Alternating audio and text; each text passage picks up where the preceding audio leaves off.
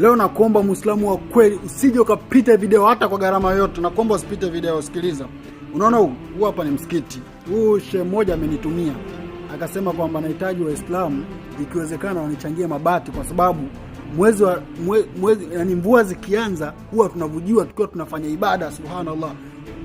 Wana waumini wengi, ila kwenye huu msikiti mvua zikianza tu huwa wanavujiwa sana wakiwa wanafanya ibada.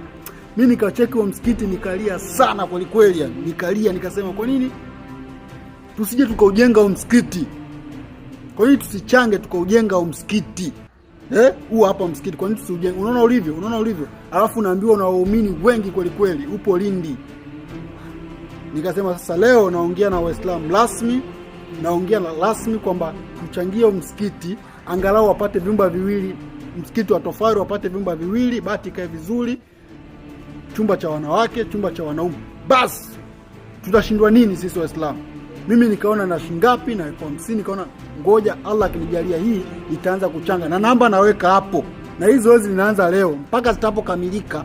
Mimi mwenyewe nitaenda Lindi, nitaonesha msikiti ulipo, nitaonesha process zinavyoanza mpaka zinavyokamilika. Huu hapa msikiti, usipite. Imagine leo umekufa alafu naambiwa hauna jema ulilolitenda, ila ile tofali moja uliloliweka katika msikiti ndio linaanza kukutetea.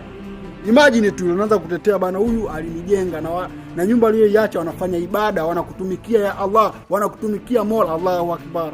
Ndugu yangu, hizi ndo sadaka. Ukisikia sadaka za kudumu ndo hizi. Kwa usije ukapita hii video bila kuweka chochote ambacho Allah akakujalia kwenye hii video. Mimi nimejitolea kwa uwezo wangu, na kuomba usipite video, ama kama huna chochote comment, share, like gusa, ili video ifike kwa watu wengi waweze kupata msikiti mzuri, waweze kufanya ibada. Hakuna kitu ambacho kinapendeza Allah kama nyumba yake ikiwa nzuri, mtu anafanya ibada nyumba ikiwa nzuri. Namba naweka hapo chini, na namba Salibinda weka kwenye bio. Hakikisha umeweka chochote Allah amekujalia. Asalamu alaikum.